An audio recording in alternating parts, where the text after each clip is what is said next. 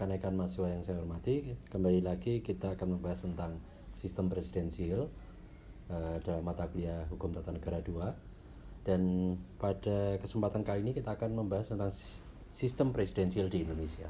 Jadi kita melanjutkan pembahasan sebelumnya, di mana dalam pembahasan sebelumnya kita membahas secara umum, secara teoritik tentang sistem presidensial, dan sekarang ini kita membahas tentang bagaimana penerapan sistem presidensial di Indonesia. Pertama kita lihat apa wewenang presiden dalam Undang-Undang Dasar 1945. Jadi di dalam Undang-Undang Dasar 1945 itu sebenarnya kalau kita bicara tentang wewenang presiden di Indonesia, itu kita bisa bagi antara wewenang presiden sebelum amandemen dengan setelah amandemen konstitusi. Sebelum amandemen konstitusi itu presiden di samping memegang kekuasaan pemerintahan, itu presiden juga memegang kekuasaan membentuk undang-undang.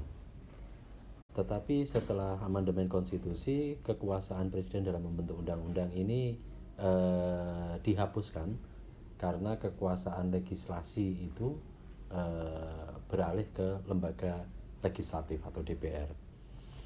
Nah, di dalam Undang-Undang Dasar 1945, presiden itu memiliki wewenang untuk, atau presiden punya hak untuk mengajukan rancangan undang-undang kepada DPR. Ini pasal 5 ayat 1. Jadi kalau sebelum amandemen itu presiden memegang kekuasaan membentuk undang-undang, tapi setelah amandemen presiden kehilangan wewenang atau kekuasaan membentuk undang-undang, tetapi presiden masih punya hak untuk mengajukan rancangan undang-undang. Yang kedua, presiden juga dengan persetujuan DPR itu punya wewenang untuk menyatakan perang, membuat perdamaian atau perjanjian dengan negara lain. Ini di pasal 11. Wewenang presiden yang lain adalah presiden berwenang membuat perjanjian internasional. Presiden juga punya wewenang untuk menyatakan keadaan bahaya. Presiden punya wewenang memberi gerasi dan rehabilitasi, amnesti, abolisi. Itu yang dalam kuliah sebelumnya kita sebut sebagai kewenangan yang bersifat yudisial. Presiden juga punya wewenang untuk memberi gelar, tanda jasa, dan lain sebagainya. Presiden juga punya wewenang untuk membentuk Dewan Pertimbangan untuk memberi nasihat-nasihat dan kepada presiden. Di sisi lain juga presiden punya kewenangan untuk menerbitkan peraturan pemerintah pengganti undang-undang dalam keadaan genting atau kegentingan yang memaksa gitu ya. Itu sistem wewenang presiden dalam sistem presidensial di Indonesia. Jadi sistem presidensial di Indonesia itu sendiri sebenarnya sebagaimana saya jelaskan di awal tadi, itu ada yang berbeda antara sistem presidensial sebelum amandemen konstitusi dengan setelah amandemen konstitusi. Sebelum amandemen konstitusi, sistem presidensial di Indonesia itu sebenarnya tidak murni. Kenapa disebut sistem presidensial tidak murni? Karena presiden dipilih oleh lembaga legislatif atau MPR. Ya, padahal salah satu ciri dari sistem presidensial itu ya presiden bukan dipilih oleh lembaga perwakilan, tapi dipilih langsung oleh rakyat, baik melalui pemilu langsung maupun electoral college seperti yang di Amerika. Jadi kenapa sistem presidensial di Indonesia sebelum amandemen disebut sistem presidensial yang tidak murni? Itu karena ada ciri presiden dipilih oleh badan perwakilan, dalam ini MPR. Yang kedua, sebagai implikasi dari presiden dipilih oleh MPR, maka presiden juga bertanggung jawab kepada MPR. Itu sebelum amandemen konstitusi. Karena dia bertanggung jawab kepada MPR, maka dia juga dapat diberhentikan sewaktu-waktu oleh MPR. Yang ketiga, sistem presidensial di Indonesia sebelum amandemen itu dianggap sebagai sistem presidensial tidak murni karena tidak ada batasan yang pasti terkait masa jabatan presiden. Meskipun di UUD 45 sebelum amandemen disebut bahwa presiden itu memegang jabatan selama 5 tahun, tapi dia bisa dipilih secara terus-menerus berulang-ulang, tidak ada batasan. Ya, sepanjang MPR masih suka kayak gitu ya dia bisa terus-menerus dipilih sehingga bisa menjadi presiden secara terus-menerus. Presiden yang terakhir, Presiden RI bersama DPR menjalankan kekuasaan bentuk undang-undang. Nah, itu ciri-ciri kenapa sistem presidensial di Indonesia sebelum amandemen konstitusi disebut sistem presidensial yang tidak murni. Nah, sistem presidensial dengan ciri-ciri tersebut di samping dianggap tidak murni, itu juga dianggap bercampur aduk dengan elemen-elemen dalam sistem parlementer. Indikasi dia disebut bercampur aduk dengan sistem parlementer, yaitu karena presiden dipilih dan bertanggung jawab kepada MPR itu. Setelah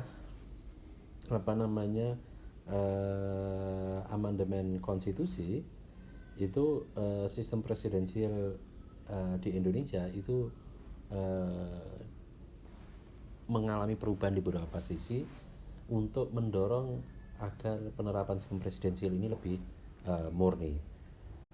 Apa saja yang dilakukan perbaikan itu adalah salah satunya sistem pemilihan presiden. Jadi presiden setelah amandemen konstitusi itu tidak lagi pilih oleh MPR, tapi dipilih langsung oleh rakyat. Dan akibatnya apa? Akibatnya presiden tidak lagi bertanggung jawab kepada MPR, tapi presiden bertanggung jawab kepada rakyat. Bagaimana sebenarnya wewenang presiden di Indonesia sebagai kepala negara dan kepala pemerintahan? Ini ada perbedaan antara wewenang presiden sebagai kepala negara dengan sebagai kepala pemerintahan. Tetapi karena di Indonesia presiden itu menjabat sekaligus kepala negara dengan kepala pemerintahan, jadi kedua kewenangan ini dimiliki oleh satu orang dan satu jabatan presiden itu. Wewenangnya itu mulai dari memegang kekuasaan tertinggi angkatan bersenjata, kemudian pernyataan perang, mengangkat duta besar dan konsul dan lain sebagainya. Itu nanti bisa dilihat di dalam konstitusi. Nah, bagian berikutnya yang perlu kita bahas adalah sistem pengisian jabatan presiden. Jadi sebagaimana saya sampaikan tadi, sebelum amandemen konstitusi itu sistem presidensial dianggap tidak murni karena dan bercampur dengan elemen sistem parlementer karena presiden dipilih oleh MPR dan bertanggung jawab kepada MPR. Setelah amandemen konstitusi itu pada amandemen keempat pasal 8 itu diatur bahwa di pasal 6A dan ayat 1 dan pasal 22E itu biasanya presiden dipilih langsung oleh rakyat melalui pemilihan umum. Di level undang-undang itu diatur dalam undang-undang nomor 7 tahun 2017 tentang pemilihan umum. Nah, tetapi meskipun presiden dipilih langsung oleh rakyat, tetapi dalam kondisi tertentu itu MPR punya wewenang juga untuk memilih presiden atau wakil presiden. Dalam kondisi tertentu seperti apa? Itu di amandemen keempat pasal 8 diatur ayat 2 bahwasanya MPR itu punya berwenang untuk memilih wakil presiden ketika terjadi situasi di mana presiden berhalangan tetap, baik karena meninggal, tidak bisa menjalankan kewajibannya dan sebagainya. Terus kemudian wakil presiden naik jabatan menggantikan presiden. Nah, dalam kondisi demikian jabatan wakil presiden itu kosong, itu MPR bisa punya wewenang untuk memilih wakil presiden. Di sisi lain, jika presiden dan wakil presiden itu berhalangan tetap secara bersama-sama, itu kemudian secara otomatis karena terjadi kekosongan kekuasaan itu triumvirat memegang kendali tetapi untuk sementara. Pada proses berikutnya itu MPR menyelenggarakan sidang untuk memilih presiden dan wakil presiden pengganti itu. Ya, jadi meskipun di dalam sistem presidensial di Indonesia pasca amandemen itu presiden dan wakil presiden dipilih langsung oleh rakyat, tetapi dalam kondisi tertentu, dalam situasi tertentu di mana presiden dan wakil presiden mangkat atau berhalangan tetap bersama-sama, maka MPR bisa memiliki wewenang untuk memilih presiden dan wakil presiden. Tetapi ya masa jabatan presiden dan wakil presiden yang dipilih oleh MPR itu hanya bersifat melanjutkan atau penggantian antar waktu. Nah, terus bagaimana sistem pertanggungjawaban presiden? Sebelum amandemen konstitusi itu jelas, karena presiden dipilih oleh MPR, presiden mandataris MPR, maka presiden bertanggung jawab kepada MPR.